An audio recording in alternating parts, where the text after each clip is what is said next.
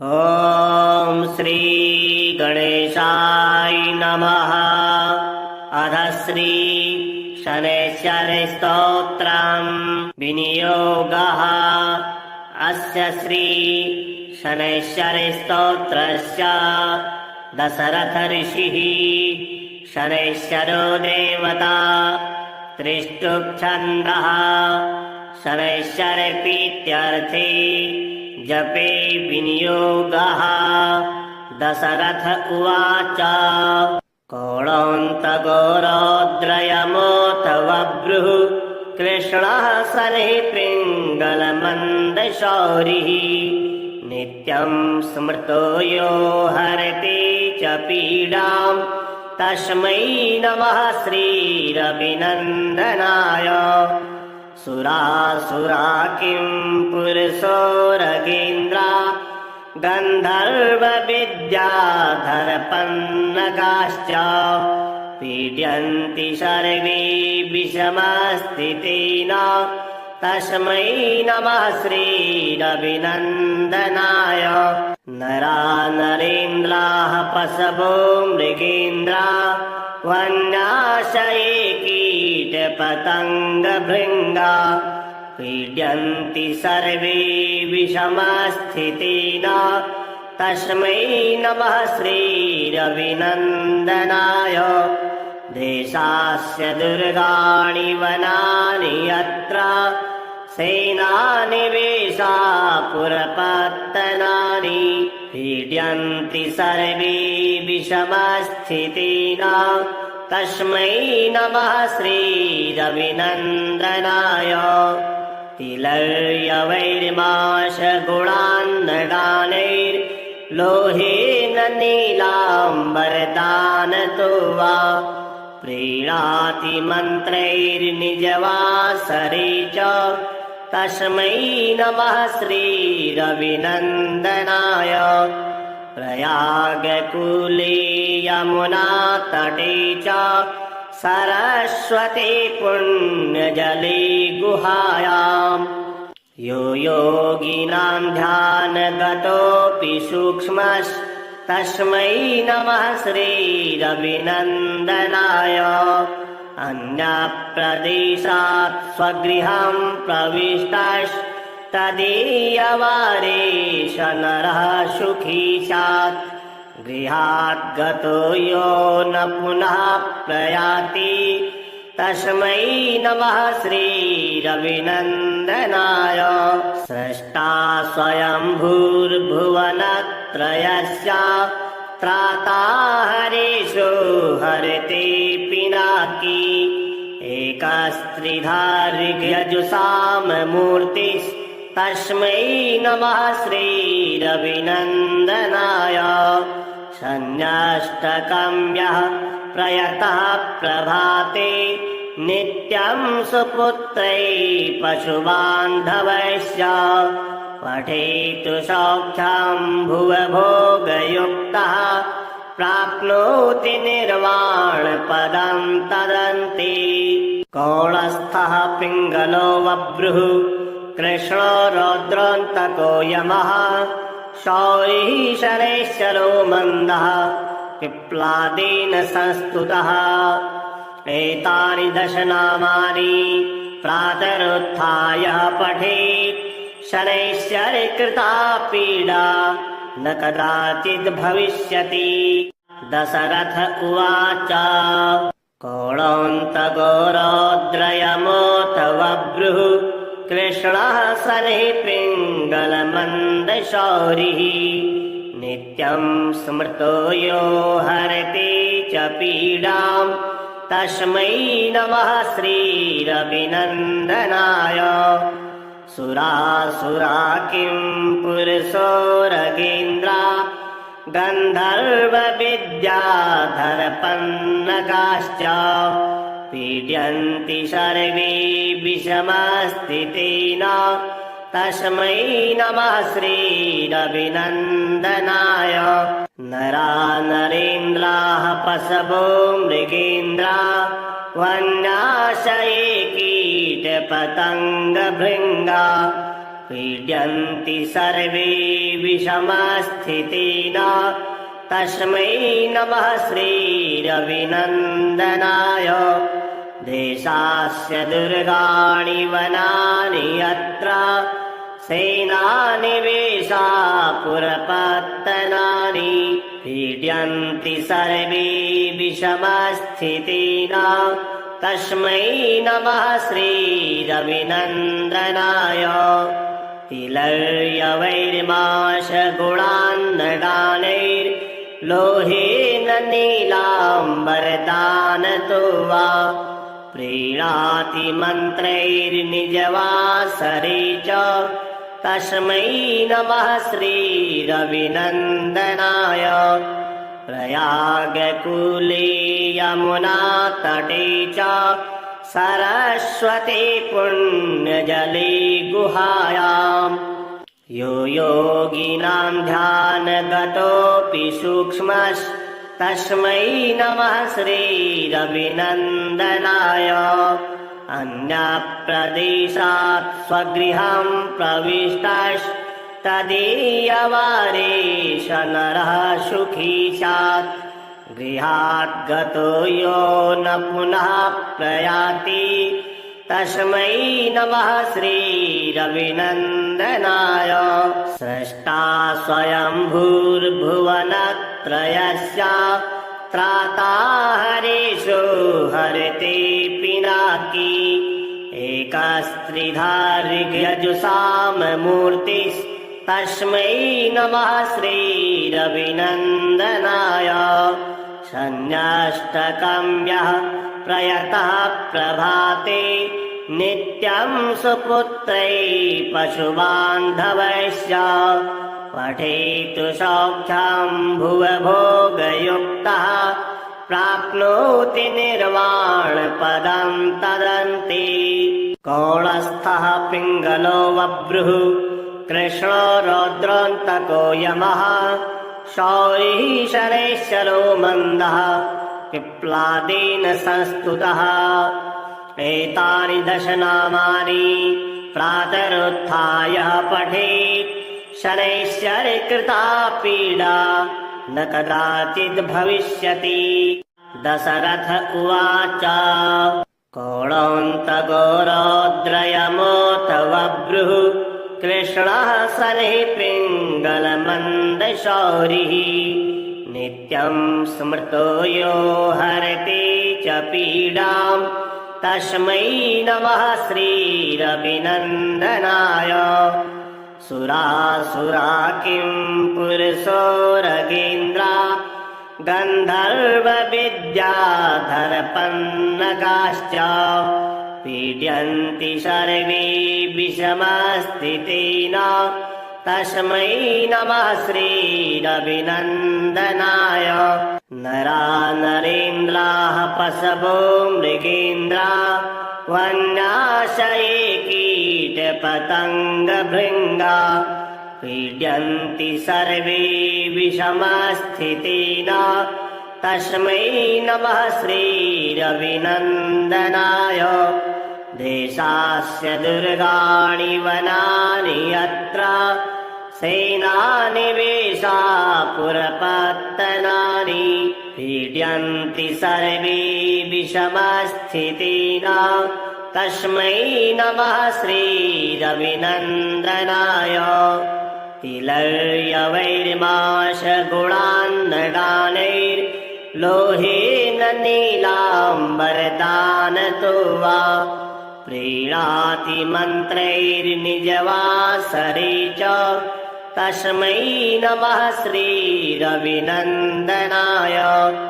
प्रयागकूले यमुनातटे च सरस्वती पुण्यजले गुहायां यो योगिनां ध्यानगतोऽपि सूक्ष्मस्तस्मै नमः श्रीरविनन्दनाय अन्यप्रदेशात् स्वगृहं प्रविष्टस्तदीयवारेश नरः सुखी स्यात् गृहात् गतो यो न पुनः प्रयाति तस्मै नमः श्रीरविनन्दनाय।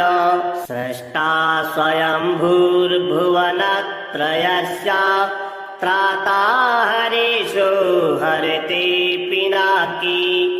एकस्त्रिधा ऋग्यजुषाममूर्तिस्तस्मै नमः श्रीरविनन्दनाय। शन्याष्टकं यः प्रयतः प्रभाते नित्यं सुपुत्रै पशुबान्धवैश्च। पठेतु सौख्यं भुवभोगयुक्तः प्राप्नोति निर्वाणपदं तदन्ति। कौणस्थः पिङ्गलो बभ्रुः कृष्णो रौद्रोऽन्तको यमः। शौरिः शनैश्चरो मन्दः पिप्लादेन संस्तुतः। एतानि दश नामानि प्रातरुत्थाय पठेत्।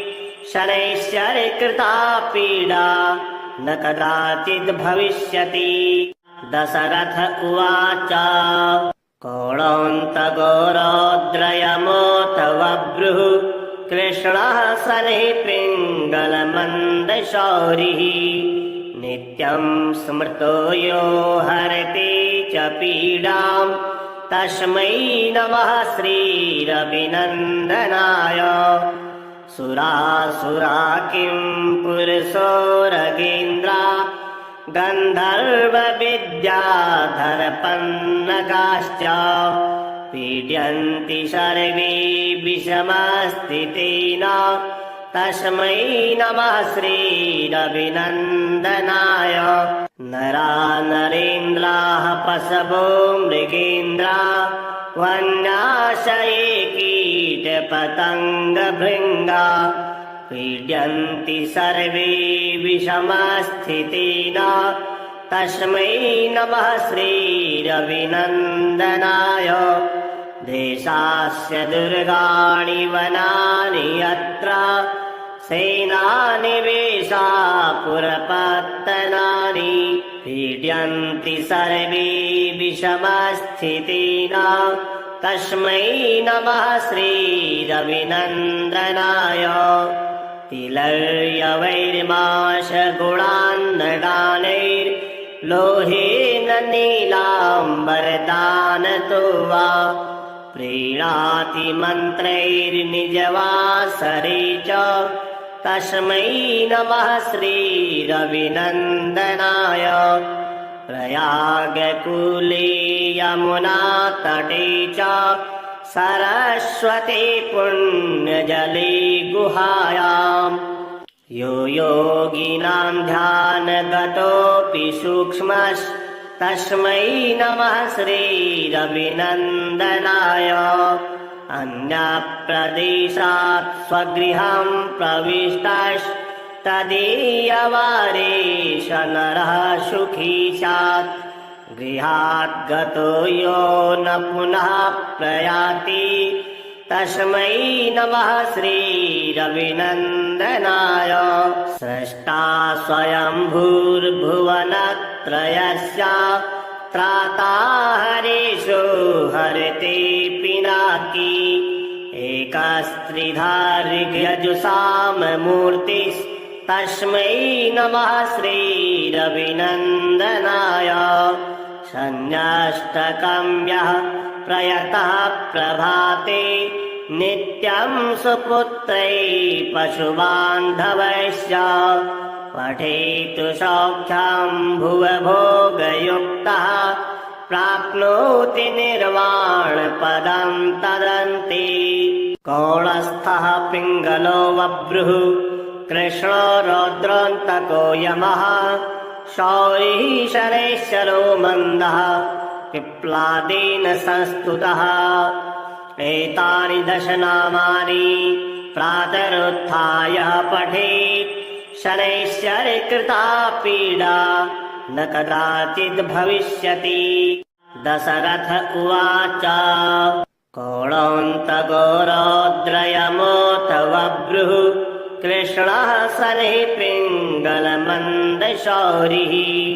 नित्यं स्मृतो यो हरति च पीडां तस्मै नमः श्रीरविनन्दनाय सुरासुरा किं पुरुषोरगेन्द्रा गन्धर्वविद्याधरपन्नगाश्च पीड्यन्ति सर्वे विषमस्थितेन तस्मै नमः श्रीरविनन्दनाय नरा नरेन्द्राः पशवो मृगेन्द्रा वन्याशये कीटपतङ्गभृङ्गा पीड्यन्ति सर्वे विषमस्थितेन तस्मै नमः श्रीरविनन्दनाय देशास्य दुर्गाणि वनानि यत्र सेनानिवेशा पुरपत्तनानि पीड्यन्ति सर्वे विषमस्थितेन तस्मै नमः श्रीरविनन्दनाय तिलर्यवैर्माशगुणान्नदानैर्लोहेन नीलाम्बरदानतो वा प्रीणाति मन्त्रैर्निजवासरे च तस्मै नमः श्रीरविनन्दनाय प्रयागकूले यमुनातटे च सरस्वती पुण्यजले गुहायाम् यो योगिनां ध्यानगतोऽपि सूक्ष्मस्तस्मै नमः श्रीरविनन्दनाय अन्यप्रदेशात् स्वगृहं प्रविष्टस्तदीयवारेश नरः सुखी स्यात् गृहात् गतो यो न पुनः प्रयाति तस्मै नमः श्रीरविनन्दनाय स्रष्टा स्वयंभूर्भुवनत्रयस्य त्राता हरेशो हरते पिनाकी एकस्त्रिधा ऋग्यजुषाममूर्तिस्तस्मै नमः श्रीरविनन्दनाय सन्न्यष्टकं यः प्रयतः प्रभाते नित्यं सुपुत्रैः पशुबान्धवैश्च पठेतु सौख्यं भुवभोगयुक्तः प्राप्नोति निर्वाणपदं तदन्ति कौणस्थः पिङ्गलो बभ्रुः कृष्णो रौद्रोऽन्तको यमः शौरिः शनैश्चरो मन्दः पिप्लादेन संस्तुतः एतानि दश नामानि प्रातरुत्थाय पठेत् शनैश्चरकृता पीडा न कदाचित् भविष्यति दशरथ उवाच कोणान्तगोरौद्रयमोऽथ बभ्रुः कृष्णः शनैः पिङ्गलमन्दशौरिः नित्यं स्मृतो यो हरति च पीडां तस्मै नमः श्रीरविनन्दनाय सुरासुरा किं पुरुषोरगेन्द्रा गन्धर्वविद्याधरपन्नगाश्च पीड्यन्ति सर्वे विषमस्थितेन तस्मै नमः श्रीरविनन्दनाय नरा नरेन्द्राः पशवो मृगेन्द्रा वन्याशये कीटपतङ्गभृङ्गा पीड्यन्ति सर्वे विषमस्थितेन तस्मै नमः श्रीरविनन्दनाय देशास्य दुर्गाणि वनानि यत्र सेनानिवेशा पुरपत्तनानि पीड्यन्ति सर्वे विषमस्थितेन तस्मै नमः श्रीरविनन्दनाय तिलर्यवैर्माशगुणान्नदानैर्लोहेन नीलाम्बरदानतो वा प्रीणाति मन्त्रैर्निजवासरे च तस्मै नमः श्रीरविनन्दनाय प्रयागकूले यमुनातटे च सरस्वती पुण्यजले गुहायाम् यो योगिनां ध्यानगतोऽपि सूक्ष्मस्तस्मै नमः श्रीरविनन्दनाय अन्यप्रदेशात् स्वगृहं प्रविष्टस्तदीयवारेश नरः सुखी स्यात् गृहात् गतो यो न पुनः प्रयाति तस्मै नमः श्रीरविनन्दनाय स्रष्टा स्वयंभूर्भुवनत्रयस्य त्राता हरेशो हरते पिनाकी एकस्त्रिधा ऋग्यजुषाममूर्तिस्तस्मै नमः श्रीरविनन्दनाय सन्न्यष्टकं यः प्रयतः प्रभाते नित्यं सुपुत्रैः पशुबान्धवैश्च पठेतु सौख्यं भुवभोगयुक्तः प्राप्नोति निर्वाणपदं तदन्ति कौणस्थः पिङ्गलो बभ्रुः कृष्णो रौद्रोऽन्तको यमः शौरिः शनैश्चरो मन्दः पिप्लादेन संस्तुतः एतानि दश नामानि प्रातरुत्थाय पठेत् शनैश्चरकृता पीडा न कदाचिद् भविष्यति। दशरथ उवाच कौणोऽन्तको रौद्रयमोऽथ बभ्रुः कृष्णः शनैः पिङ्गलमन्दशौरिः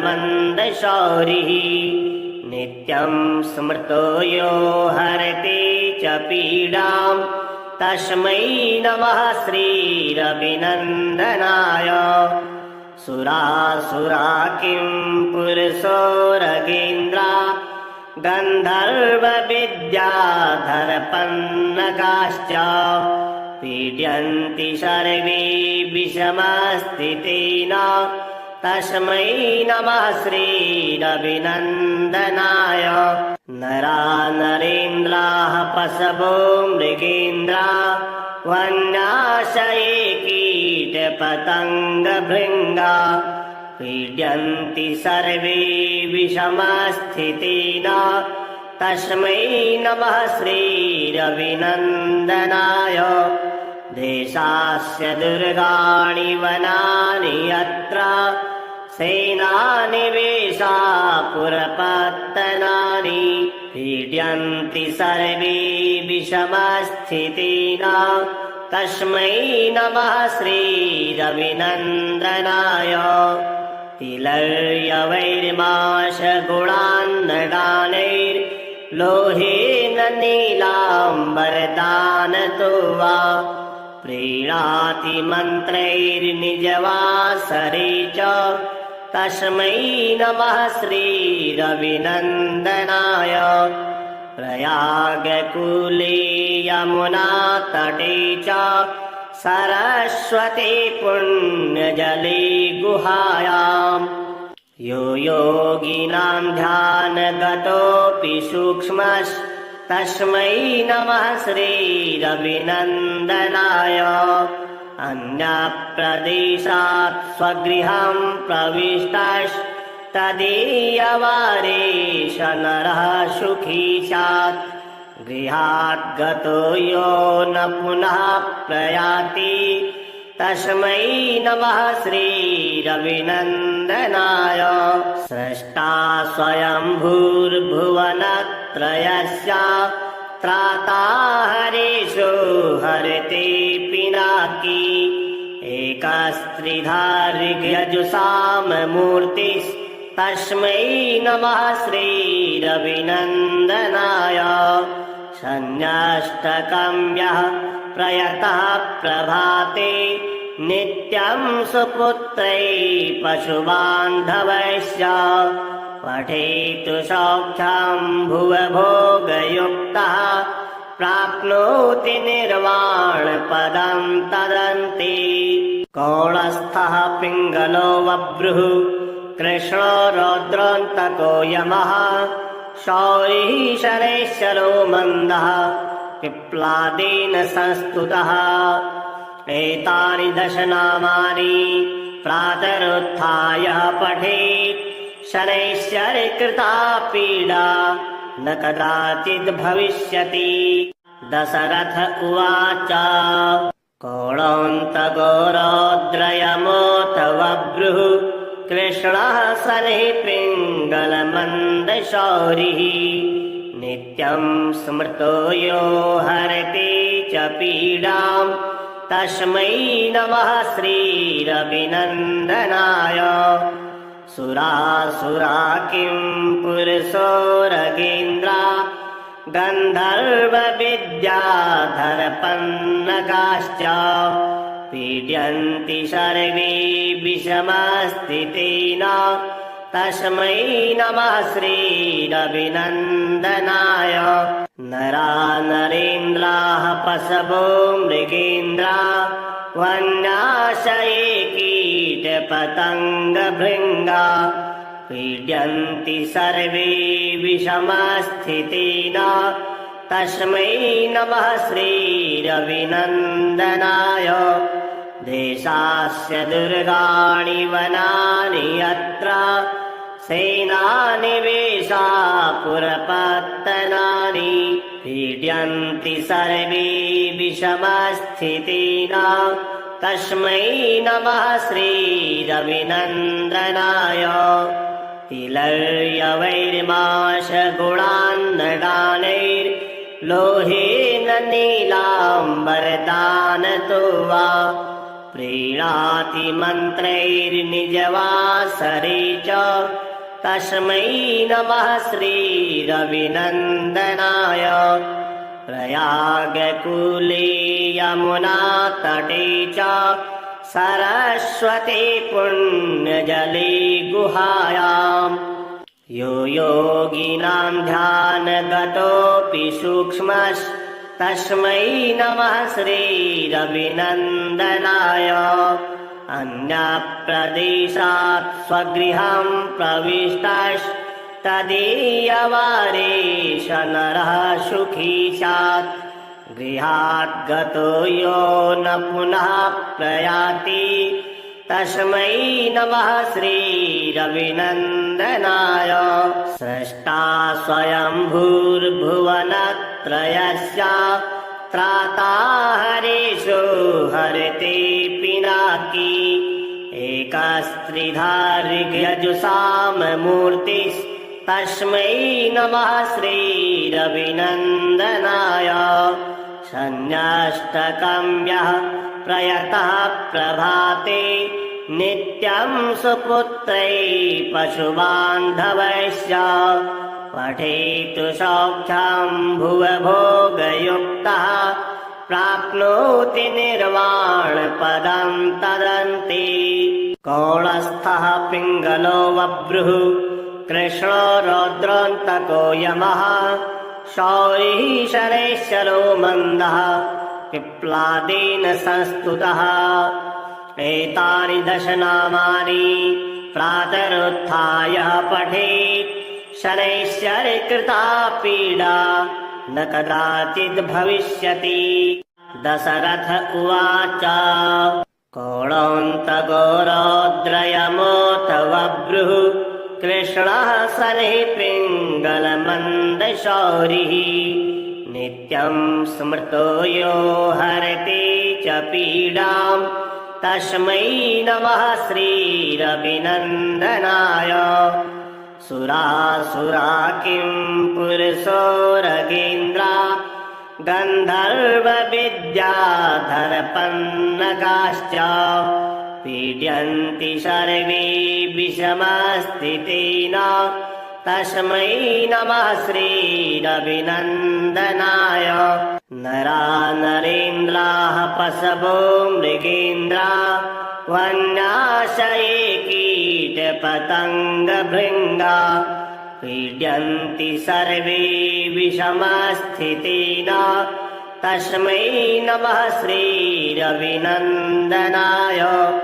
देशास्य दुर्गाणि वनानि यत्र सेनानिवेशा पुरपत्तनानि पीड्यन्ति सर्वे विषमस्थितेन तस्मै नमः श्रीरविनन्दनाय तिलर्यवैर्माशगुणान्नदानैर्लोहेन नीलाम्बरदानतो वा प्रीणाति मन्त्रैर्निजवासरे च तस्मै नमः श्रीरविनन्दनाय प्रयागकूले यमुनातटे च सरस्वती पुण्यजले गुहायाम् यो योगिनां ध्यानगतोऽपि सूक्ष्मस्तस्मै नमः श्रीरविनन्दनाय अन्यप्रदेशात् स्वगृहं प्रविष्टस्तदीयवारेश नरः सुखी स्यात् गृहात् गतो यो न पुनः प्रयाति तस्मै नमः श्रीरविनन्दनाय स्रष्टा स्वयंभूर्भुवनत्रयस्य त्राता हरेषु हरते पिनाकी एकस्त्रिधा ऋग्यजुषाममूर्तिस्तस्मै नमः श्रीरविनन्दनाय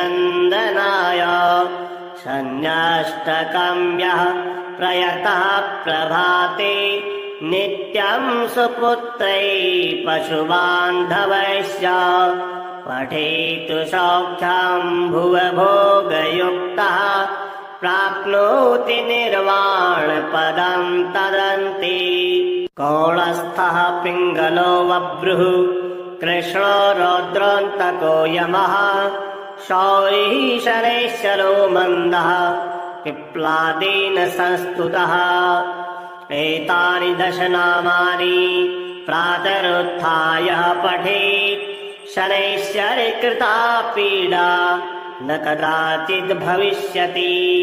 दशरथ उवाच कौणोऽन्तगोरौद्रयमोऽथ बभ्रुः कृष्णः शनैः पिङ्गलमन्दशौरिः नित्यं स्मृतो यो हरते च पीडाम् तस्मै नमः श्रीरविनन्दनाय सुरासुरा किं पुरुषोरगेन्द्रा गन्धर्वविद्याधरपन्नगाश्च पीड्यन्ति सर्वे विषमस्थितेन तस्मै नमः श्रीरविनन्दनाय नरानरेन्द्राः पशवो मृगेन्द्रा वन्याशये कीटपतङ्गभृङ्गा पीड्यन्ति सर्वे विषमस्थितेन तस्मै नमः श्रीरविनन्दनाय देशास्य दुर्गाणि वनानि यत्र सेनानिवेशा पुरपत्तनानि पीड्यन्ति सर्वे विषमस्थितेन तस्मै नमः श्रीरविनन्दनाय तिलर्यवैर्माशगुणान्नदानैर्लोहेन नीलाम्बरदानतो वा प्रीणाति मन्त्रैर्निजवासरे च तस्मै नमः श्रीरविनन्दनाय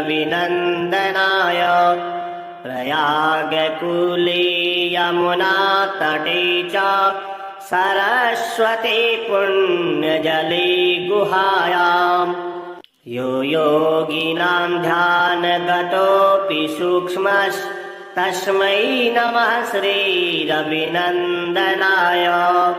अन्यप्रदेशात् स्वगृहं प्रविष्टस्तदीयवारेश नरः सुखी स्यात् गृहात् गतो यो न पुनः प्रयाति तस्मै नमः श्रीरविनन्दनाय स्रष्टा स्वयंभूर्भुवनत्रयस्य त्राता हरेषु हरते पिनाकी एकस्त्रिधा ऋग्यजुषाममूर्तिस्तस्मै नमः श्रीरविनन्दनाय षण्यष्टकं यः प्रयतः प्रभाते नित्यं सुपुत्रै पशुबान्धवैश्च पठेतु सौख्यं भुवभोगयुक्तः प्राप्नोति निर्वाणपदं तदन्ति। कौणस्थः पिङ्गलो बभ्रुः कृष्णो रौद्रान्तको यमः शौरिः शनैश्चरो मन्दः पिप्लादेन संस्तुतः। एतानि दश नामानि प्रातरुत्थाय पठेत् शनैश्चरकृता पीडा न कदाचिद् भविष्यति। दशरथ उवाच कौणान्तगोरौद्रयमोऽथ बभ्रुः कृष्णः शनैः पिङ्गलमन्दशौरिः नित्यं स्मृतो यो हरति च पीडाम् तस्मै नमः श्रीरविनन्दनाय। सुरासुरा किं पुरुषोरगेन्द्रा गन्धर्वविद्याधरपन्नगाश्च पीड्यन्ति सर्वे विषमस्थितेन तस्मै नमः श्रीरविनन्दनाय। नरा नरेन्द्राः पशवो मृगेन्द्रा वन्याशये कीटपतङ्गभृङ्गा पीड्यन्ति सर्वे विषमस्थितेन तस्मै नमः श्रीरविनन्दनाय। देशास्य दुर्गाणि वनानि यत्र सेनानिवेशा पुरपत्तनानि पीड्यन्ति सर्वे विषमस्थितेन तस्मै नमः श्रीरविनन्दनाय।